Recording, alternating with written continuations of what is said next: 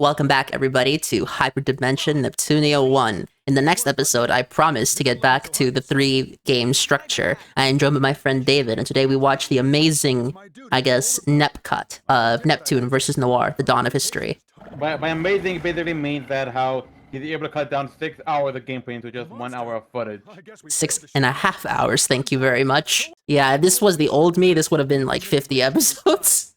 Seriously, I used to show everything back then. No, hey, look who's back. Hey, Nisa's in a cutscene. Finally. Alright, how many flat drugs are we gonna get? I'm gonna guess we're gonna get 3 of them here. Why'd you say that? I don't discriminate. We have a few days left until the 15th anniversary. Waiting, look, and so, on the now new official Neptunia Twitter account, because I refuse to call it X, there's gonna start releasing news about the anniversary and stuff, which could also including new things for the upcoming game. I see. I really hope that we. No flat joke. That's surprising. Keep going. Yeah, sorry. Anyway, we should be getting information of the game soon. We already seen something about it. Like they kind of, I think, on a recent one of the polls, they kind of showed the redesign of the CPU. Let me see if we can get it up to show. Here we go. Yeah, if you can post those, I'll probably upload them in the actual video when time comes to edit this out. For those of you who are watching this footage and not saying to yourself that it looks kind of familiar, it's because we are commentating over the Nep cut videos. I don't know why, but it's my guess video. He can, he does what he can. I'm just here for the ride. Why do you think I chose the Nep cut format? Oh no! I understand the Nep cut format. I understand shortening everything down to be cohesive. I get that. I'm just still clear about the whole uploading the first one into the main channel and then releasing a commentator version of it. Well, that's just me. Well, it's because I actually think that the gameplay footage itself is rather interesting, especially now that it's cut down. However, it's not safe to upload that to the Let's Play completely on its own because it would alienate people. So I leave this commentated version on the Let's Play. Here are some re-release of the thing they posted that may be the new design for the HUD. That's the Neptunia 1 outfit. Then I'm just blind. Yeah, this is Neptunia 1 stuff. This isn't a new design. Are you sure? I don't remember White Heart having shoulder pads. And she does in Neptunia 1. Remember, everyone got a complete visual overhaul after Mark II. While the basic structure of their design outfits are similar, if you look at them side by side, they are not the same at all. I'll have to look at those another time. Yeah, you have Mark II. My copy of Rebirth 2 for the Nintendo Switch gets here on September the 30th, just to let everyone know, because David has Mark II. Wink, wink. Upcoming Let's Play? Maybe. Who knows? I still gotta work on my own. Not Let's Play, bro. Streams. We're gonna be racing again, I hope. Oh boy, hold off on that. We'll see. Yeah. That's one thing about the original Neptunia. Everybody had claws back then. Oh, we got something. They just posted a new outfit for Noir. I don't know if this is meant to be for a new look or just for this occasion, but I just posted it on the Discord. That's her Four Goddesses online outfit. Okay, then apparently this is just what this is. Also, I'm pretty sure that's from the Mainichi Compile Heart app. It possibly could be. They just... No, I know for a fact that's what that is. Yeah, I see it. Looked it up. Yeah, that's what it is. Figure Kawa Den. Oh, they're gonna be selling figures at Ami something. The story Ami. There's gonna be like an Ami convention that they're going to. Yeah, please note I'm just reading the banner you posted. I actually haven't looked anything up at all. In case you're curious though, here is one of the figures they're actually going to be selling. It's something. Oh, well, at least Japan still gets fan service. Yes. Wait, I think this is a re-release. I don't think this is original. Yeah, it could possibly be. Yeah, welcome to Neptunia. They don't just reuse assets in games. Okay, Noir looks so beautiful with the muted colors, I just gotta say. Honestly, yeah, kind of like how she looks here with the dim colors and such. Yeah, it really makes Lastation look more like Midgar. Yep. I'm already know Midgar from Smash Brothers. From Final Fantasy VII. I'm aware from that game. Yep. I just never seen it. I think I'm pretty sure I already asked you this multiple times. I'm going to ask it again with how close it is. What are your hopes for the new game? Turn-based. Give me a serious story. M rating, which I highly doubt. That seems unlikely, especially now with how things are going down on censorship. Could you imagine if they removed the Neptunia games because of what are they called? Collective Shout. Collective Shout. That'd be funny as fuck. It'd be fucking tragic. Then I'm glad I already bought every single game on Steam. Nah. They're gonna face the wrath of what are they called? Take-Two Interactive? It's not gonna happen. Take-Two know what? The guys who own Rockstar. Oh, okay. By the way, did you hear the apparently Rockstar is gonna give put age verification on GTA? Fuck their sales, I guess. I won't be watching. Tell me about the only way to play it is you upload your government ID. Well, To a the problem is, third-party I know what's gonna database. happen. Children are just gonna steal it from their parents. Exactly. Heck, I'm pretty sure they already faking them with Death Stranding 2 character NPCs. Death Stranding 2 is a crazy game graphically, but holy shit, that gameplay is not exciting. And this is from someone who plays turn-based RPGs. I didn't even know it was a turn-based game. No, it's not like an it's open not a world. turn-based game. What I'm saying is that Death Stranding is less exciting than a turn-based game. Oh, I see what you mean. Dang, that's something. It's like, don't get me wrong, if you like your delivery simulator game, you're probably gonna like Death Stranding. Is that's literally what it is? Yeah, it's a delivery simulator. You deliver packages to different bunkers. I was not aware of that. Was that what the first game was? Yep. There's a reason I kind of dropped it many years ago. I never even played them, so I don't know what it was. I just thought it was like an open world game. The only reason Death Stranding 2 is selling well, and I stand by it, is because Usada Pecora is there. That's still crazy to think about. But even Usada Pecora is not enough to get me to buy a video game. Okay, I'm curious. Is there any VTuber that would be enough to get you to buy a game? Or no? I mean, no, like truthfully, if I don't want the game, it doesn't matter who they put in there. But if we're talking about to sway me to buy a game, probably Shondo. And even then, you have to show me a really good game already before I'm even tempted. Right. Yeah, fair enough. I wonder to ask. Oh, think- technically I think Ruby it's Rose, Ruby. because Ruby from Ruby is now a VTuber. I'm sorry, what? You didn't know that? I know in panels, Ruby, they made models for Ruby and the other characters, but she's a VTuber? Yep, Ruby Rose is a VTuber. I'm gonna look this up. When was the last time she uploaded, though? I have no idea. RWBY VTuber. Holy crap, she actually is. Yeah, time to troll, guys. Let's see, on her VOD channel, she hasn't it's been a year since she posted. Oh, right, because they're working on Volume 9, so she's on hiatus. Why's at 9, 10? Yeah, I gotta say. Well, at the very least, I am kind of glad that it is coming. Yeah, Viz Finally Media getting news on it. has saved us, man. Finally. Yeah, so we'll see how it goes. Okay, though, is this guy so we got a corrupt business guy here? Ganache is the guy who tried to trap the 3 characters in a building and then set off a bomb Oh, way right. earlier in the game, but they escaped because they're badass. And then they destroyed El Passe in the remakes, which caused them to encounter the Killishin for the first time. Right, makes sense. Yep. So this Ganache guy, he's evil. Okay, so I'm gonna get a bunch of missiles or something, explosives. No, it's the CPU breaker. It's the boss fight yeah. that we fought in the remakes already. Oh, I remember now. Also, the CPU breaker looks way more badass in this game. Oh, looking forward to that. So, why exactly is it called a CPU breaker? The I know whole Andy's point- better than a thing in the game. No, the CPU breakers are designed specifically using R4's, or at this point, because we don't know her name is R4 yet, Conversaciones blueprints. They're specifically designed to kill goddesses. I see. And remember that in this continuity, R4 is the one who raised the 4 goddesses, so she actually does know how to defeat them. Okay, I gotta say, like, how could humans able to build machines to kill gods? But with R4, that makes sense. Yep, although we still don't know that's R4. As far as we're concerned, that's Conversacion. You know, it's really weird how long they go in the original game without telling us that it's R4. Also, the freaking name, Conversation. Come on, people. It's French. Still, why do you think you name your character Conversation? Okay, I guarantee you in Japanese it sounds better. That is my true answer. Don't you agree? Yeah. It's kind of like how Sayer from 5Ds is called Divine in Japanese. I don't think naming someone Divine in an English show really works that well. It just sounds pretentious. Here's Sunj of Avenir, and yes, this is supposed to be President Shinra from Final Fantasy VII, if you know your references. I don't.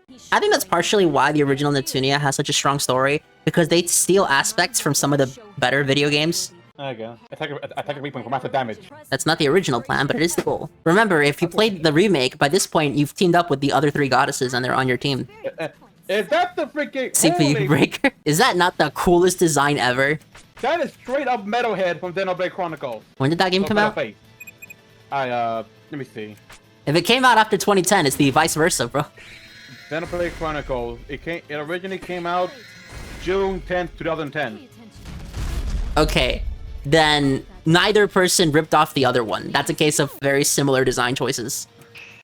You know what Metal Face looks like, right? Yeah, Look at this thing. yeah, I know. Like, I've seen it. Put a picture up. I have the picture up. I'll put it. I'll put it in the video. Yeah, I know what you're thinking. Yeah, it is. Oh my god. Your thoughts on my selected background track? It's fitting for this. Yeah. What do you mean? It's Eidolon. That's the name of the song. Wow. I just looked up what the CPU breaker looks like in Rebirth 1. It looks so toy-like, right?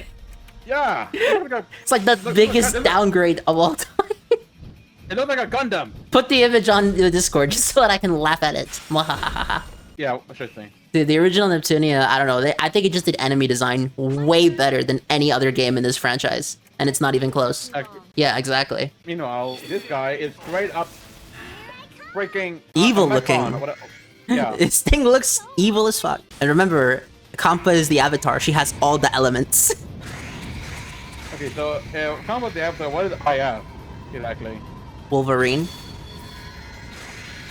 Doesn't she have magic too? I'm pretty sure she does. She does have magic, but most of her abilities come from her metal claws. Yeah, Wolverine. Yeah, exactly. As I live and breathe, the Wolverine. I love that movie. What's that one from? Logan. Oh. Actually, yeah, Logan's a really good one. Look at this attack, by the way. This attack looks so mental. That is insane. And Kampa never showed this level of strength ever again. Which is a damn shame. Kampa was so badass in the original game. Well, then again, I guess because this is a different Kampa than the one in the Hyperdimension. Dude, this Kampa would mollywop the current Kampa. You think because the current Kampa can't break the earth? The current Kampa is missing like most of her abilities in the main series. Oh, she used fissure. Plus guillotine. And wow. The craziest part about it is that the CPU breaker stands right back up. That didn't even do half damage. By the way, this boss is really difficult. Literally, up there it goes. That's nearly half IF. Yep. By the way, in this exact footage, we're gonna fight one boss that does an entire character health bar in one hit. Holy. And it doesn't matter which character it is. It has the freaking orphan attack that just one hit kills a character regardless of stats. My turn. The only saving grace is that it only targets one character. Thank God, if we target multiple, that'd be too broken. It'd be too unfair. Hey, speaking of Logan, did I ever tell you how I got the ending spoiled for me by a theater worker? No, you didn't actually. Okay, so we were in line for Logan. It was a big movie where the line had to go outside the theater. Okay, I swear to God, my theaters are so empty, man. Yeah, tell me about it. They don't like it anymore. But not, anyways, he was there. We were waiting for our turn. The guy, well, the people were coming out. The guy was letting them out, and we were finally able to get in. He said, "Hope you enjoyed it, and don't be sad at the ending where Wolverine died." He just straight up said that because we were going in to see it. Fucking asshole. Yeah. Yep. What the heck? So overall, what do you think of this boss? I still love the movie, and cried at the ending, but still, I got spoiled. Tragic. Anyways, what do you think of this boss fight? Freaking insane and so terrifying. Bitch slap. Hands on much better than anything from Rebirth 1. Not even close. It is not even close. Oh shoot. Did Neptunia even have a gun in Rebirth 1? No. Of course not. All out. Everybody lost their Second Amendment rights except for Uni. Huh. It's a damn shame. Think they're getting laggy for some reason. No, it's me adding intentional slowdown for badassery points. Oh. And it's dead. Yep. Neptune Break does so much damage in this game. Oh! It's still going? Yeah, this thing just hurts all the enemies. 48,000. Which, by the way, is more health than 3/4 of Kurome's boss in V2R. Actually, if you read the blog, it's implied that the reason they were able to win is because Noir stole its targeting apparatus. So if not for Noir at the last second realizing that that thing could also kill her, they would have lost. That's why Noir shows up so early in such a matter-of-fact way here, because Noir wasn't in this scene for most of it. She just shows up at the end. Damn, I love Noir's outfit. It's so cool. Two bosses in a row is a big In Sisters vs. Sisters, they have us fight 3 boss fights without a break. Not even a cutscene, back-to-back. What are you talking about, Noir? bad robot. You're not needed. Yeah. Like I came here to thank you or anything. You know, it's crazy how skinny everyone is in this game. So I know it's a really weird thing to bring up, but it's like, compare it to the other games, man. These characters are all twigs. wouldn't have gotten so out of hand. I suppose, yeah. Like, these characters were all hitting the gym on the elliptical or something. On the Maxi Climber. Let's call the So what do you think of the Weapon Expo background. Honestly, it looks pretty nice. I like it. Absolutely. You may step out. It's nice. Blackheart is such a cool character. You know, it's crazy to think we still don't know that they're called Noir, Vert, or Blonde yet. Kind of forget that we don't know the names yet. We don't know their names. We don't know that R4 is Conversacion. As a matter of fact, in the context of the story, we still think R4 is a character we haven't met yet. Yeah, the original game just had so much, how should I put it, build up. It made everything seem epic. Whereas, I don't know, I don't think Game Maker was an epic video game. You know? I wouldn't say it's epic, especially compared to Mega Dimension. I don't know how do you say compared to Sister vs. Sisters? Sister vs. Sisters has a great ending and a great opening, but holy shit, the middle section of that game drags. They have the issue in Victory where the characters just kind of waste time. Now don't get me wrong, Victory was a very epic story. The problem with Victory was that the characters just, for a large chunk of the story, just sat around drinking tea with Plutia. Yikes. When the story actually gets going, those games are awesome. But you gotta sit through cutscene after cutscene after cutscene of the characters doing nothing. They're not even planning their next attack. See, this is where Noir basically explains that if not for what she did, they would have lost. So, would that count the deal with Ex Machina? Well, no, because Noir was always after Avenir. I suppose, yeah, that makes sense. And also, by this point, we fought Noir 6 or 7 times, so she knows what the heroes are after as well. Man, it's like, I really like this dungeon artwork. We need a modernized dungeon, but with this kind of art design. Meanwhile, Combo can just summon the power of the darkness. So can Nisa, for some reason. Nisa, I can understand. Nisa's the heroine of justice. How is she summoning the power of darkness? Because she's based off of Disgaea, which is all about demons. Well, actually, no. She's not in Disgaea yet, I think. No, she is. Yes, she is. She is. Yeah, No, I mean, at the time... When did Nisa first come out? Like, what year? Let me see. Because I know Neptunia 1 is not Nisa's first appearance. Let me see. Nisa... Oh, in Japan, she's called Nippon Ichi, so she has a completely different name. Right. Let me see. She appears in... Her first appearance in the series is in Disgaea 4. Okay, then never mind. But you came a year after Neptunia. No, I swear Nisa... Well, if we're talking about in a video game, then yeah, that's her first appearance. But technically, she appeared somewhere else before Neptunia 1. Same with Gust. I'll look it up, but I don't... Yeah. Red is such a cool character. Yeah, it's a shame I never get her again. Well, if we do the Mark II race, we'll get to see her for a while. I like how even in the footage where I'm cutting things out, I still live in the Cleons. Because we have to, man. We have to fight these things. I think my secret subplot is that the Cleons are still doing something behind the scenes, and we don't know what it is just yet. That's my true subplot. And maybe going against it, man. I don't know. I kind of wish they brought back a lot of stuff from this game. Okay, like, I understand certain characters not coming back. Like, for example, you know that Avenir, the company, is in Mark II and in Rebirth 2? They just don't do anything? Wow, you think after the role they played in the first game, they would make an appearance, but... They're in that game! I mean by they do more. Yeah, exactly. No, instead, Netgear is just reading their shareholders' meeting reports. It's like, wait a minute, Nepgear invests in Avenir, and that's all we get on that company that did all the cool shit in this game? And we only find out about that if you get the Louis ending of Mark II. Which makes no sense, because Avenir is a Lastation company. Damn, that Cleon took forever. Yep. Also, for the boss conquest here, which boss do you think we're gonna fight? I'm gonna guess... I'm gonna go on a limb and say it's CPU Breaker again. No, the original Neptunia actually only used their crazy boss fights once or twice. They never spammed them. That's something that the remakes do. Wow, that's the part for me. The only exception to that rule are the 3 goddesses, but considering it's supposed to be the console war, it makes sense why we fight them so many times. Yeah, I get that. That I understand. But yeah, they actually come up with new bosses all the time. Unless you're doing side quest stuff, in which case they'll reuse bosses. But that's side quest shit. You can forgive that. Okay, I can't find anything but where Nisa shows up before the first Neptunia. I know for a fact she doesn't originate here. I also know it's not in a video game. She originates somewhere else. But just one block. Oh, here we go. Hold it. You'll go no further than this. Yep. Unless you take me down.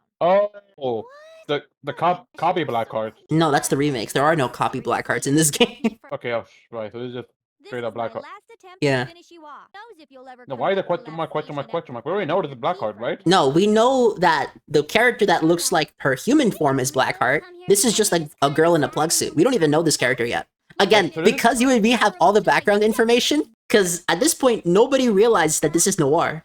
Is this happened before or after the expo? This is after. I'm doing this in order of the game. I'm not changing the game order. Okay, then why? Okay, so I guess she wants to attack us because she wants to finish several things. She just wants to settle her rivalry. Okay. Because if you remember, PlayStation and Sega had a huge rivalry during the Saturn and PlayStation 1 era. Right, that makes sense. We don't get rivalry like that anymore, do we? Like you don't see commercials of Sony dissing Nintendo or vice versa. No, you don't see that anymore because they realize that it doesn't matter. Meanwhile, Sega had a commercial of Nintendo trying to shoot them with a missile. Genesis does what Nintendo don't. Yeah, and then Nintendo shot a missile that was only stopped by Sega Sanchiro. Yep. Freaking gotta thank Sega. What would they think? What exactly was it? Like, I'm not hating on Sega, but I wonder why was they thinking? Say, hey, how do we support this? How do we support the Sega Saturn? Why no? Let's bring a Vasco who just beat everyone who beats everyone else who's not playing it. Genius! The 90s were a weird time, dude. Like, wait. Oh yeah, by the way, shoutouts to the fact that people say this console generation is super short. When we go from the Mega Drive in 91 to the Saturn in 96. Huh. I'm sorry, I still can't get over that. What, was it made for the same person who made that one yogurt commercial that had the panda doing all sorts of bad stuff? I think so. Like the yogurt? Yeah, I think so. The panda does all sorts of crazy shit. Yeah. Like, if you look at IF's arms here, you can see more the Wolverine kind of attacks. Yeah, I see him. Yeah. Spectral Agent. Also, IF has the craziest attack names. Yeah, doesn't she have a bit of Chunibyo in her? No, that's Mark II onwards. She doesn't have that. In the original game, she's just straight-faced as fuck. Okay, she doesn't give a fuck. The only time she ever shows weakness or vulnerability is when she's alone with Bert, and that's it. Yeah, back when Bert had there was a bomb between Bert and IF, and then they just got rid of it. Well, because they realized that Compa and IF was cuter, and also because Bert wasn't a very popular character. You know, consistently, the two characters that keep losing these popularity polls are always Vert and Ram. Okay, Vert can kind of get, but why Ram? Because prior to Sisters vs. Sisters, that character was just an asshole to everybody. Wasn't that her quote-unquote charm? It doesn't mean people liked it. And also, Ram is just way better than Ram. It's not even close. Alright. Yeah. Here comes the Avatar stuff again. Which, man, you guys did so much. Still a lot of attack. I should only add like. Now, what do you think of the music? Kind of sounds like Japanese Digimon music. Okay. I don't mean that. I think that's the compliment. I never said either or. If you visit the soundtrack of Digimon in Japan, it's a whole lot different and better than the English version. I can get behind that. All these attacks, and we're still barely at halfway through her health bar. What is this crap? Meanwhile, okay, it's always funny for me how bosses have so much health than us, and what we can take forever. Even she just can't like. Not in this game. Some bosses in this game will just straight up one-shot the character, so you have a time limit to beat them. A time limit? Well, a turn limit, because there are some bosses in this game that just say, "Fuck your stats, fuck your health bar, I'm killing you." That's not fair at all. Well, I mean, it adds a different kind of challenge. It makes you try to optimize how many attacks you can get in. Yeah, I guess that's cool, yeah. Because this is part of the cool part. So different attacks cost different amount of action points to use. So you have to mathematically calculate how many attacks you can use to get the maximum amount of damage. Now, I've played this game to death, so I already know which attacks to go into. But I imagine that a new player wouldn't. Yeah, I definitely wouldn't be able to. Gun! See, even Noir had a gun. I'm gonna be my headcanon that Noir, even Hyperdimension Noir had a gun. She just gave it down to Uni. That's a fair headcanon. Slimes! Oh, you never played Puni? Well, I play Yokai Watch Puni, but don't think that's the same thing. I don't think so either. Is it a puzzle game? I believe so. Also, Gust has the power of ice. After all that didn't do shit. Her name is Gust, but she has ice powers? Yes. Not wind powers? No, that's Compa. I mean, Lyrica 5PB has the power of electricity. Well, that can make sense because she plays an electric guitar. And Red just fights with voice. Right. Also makes sense. Oh, here's the funny one. Noir fights with a musket. So Neptune has a pistol. Noir has a musket. Blanc has a shotgun. What does Bird have? A semi-automatic rifle. The Halo will never leave. Speaking of Halo, did you hear that they added a couple new Halo skins in Fortnite? No, I did not. I do not follow anything regarding Fortnite. Yeah, fair enough. But yeah, because they added it because lately now in the new Battle Pass, we are literally fighting bugs. Why do people play this game, man? Honestly, It's kind of fun, and also there is apparently some story in it. Like literally last Nobody. last event, Nobody plays Fortnite for the story. You cannot convince me. you'll be surprised. Look at a bunch of videos. I don't believe you. I don't mean the into the storm mode. I mean like the event that happened during the battle royale. Like literally. Events, yeah. But I mean, like, you cannot convince me that people play this game for Save the World. Oh hell no! I never touched it. Exactly. But yeah, I'm talking about the story event. Like literally, the last one, we literally fought a giant tentacle that Superman cut up, lasered off, and now it's spawning bugs onto the world. Are they the bug things from the Before Watchmen comics? No, these are different kind of bugs. Ah, we're here. Oh hey, this guy again. Of course, the Key Warrior or whatever it's called. It's called the Guard Vermin. Vermin. And of course, we have to play the Greatest Orphan 1. You know, he's still using a Keyblade. Yeah, those are what we're ripping from his dead body to free his store. Right. Okay. You say ripping, but you're literally just holding on to it. True. And where did this thing even come from, by the way? I don't know. Like, because we know Arthur built it, but why? I guess to guard the key so that no one could free his store. Maybe.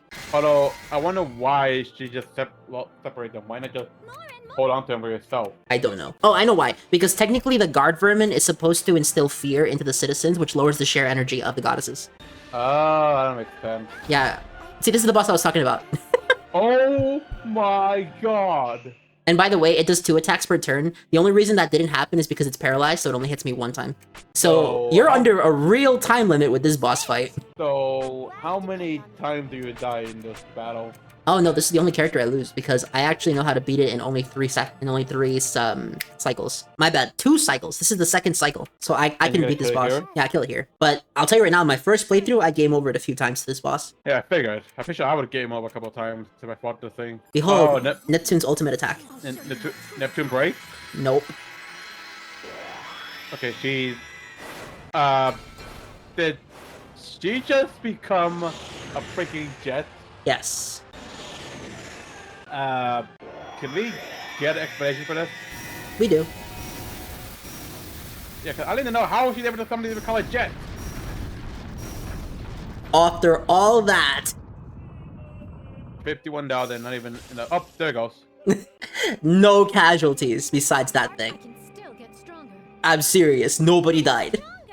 How does she become a freaking jet? How does that make sense? Well, she's overclocking her system and doing things she was never meant to. So what, I think an CPU can just overclock and become something else? Yes. Can Blanc become a tank? I guess she could. Aye. The second key fragment, this is the 4th one, Neptune. What are you talking about? Who is this? Your explanation is That's a mistake with the English dub. I don't know why that happened. Can we talk about these English dubs and making mistakes for no reason? Yeah, I don't understand quite. This is the 4th key fragment, guys. How is she saying the 2nd one? So what'd you think of the Lastation story? Honestly, I kind of like it. Honestly, I think it's the one that I can remember the most out of the others. Try to summarize it. What happened in the Lastation story, according to you? What happened was, it was the nation where we had the most trouble with because we found Blackheart found us, recognized us, and made the sort of our rival without us knowing her. And then all through that, we were trying to find the key fragment, but then we got caught. Then we went up to help a mechanic who had to get a connection. Shion. But then Shion, yes. But then it went bad as it was sabotaged by Ganache. Yes, Ganache. Yes, Ganache, who made it with the help of R4 to attack the CPUs, including Blackheart. Yes. We went in and stopped it. Blackheart took the targeting away so we could defeat it. No, we met Noir 6-7, and then we had to find a bout to settle things. And then we got the last key fragment. Yep. And technically that could be your final battle with Noir if you don't go for the true ending. But which we are going to, right? We are 100% getting the true endings. Alright, so what next? We have to free his store. You know, I'm convinced that the only reason they made the fake goddesses in the remake is so that you could actually have the goddesses on your team when you free Eastwar. Because in the original game, after you free Eastwar, the next thing you do is you fight the goddesses if you're going for the true ending.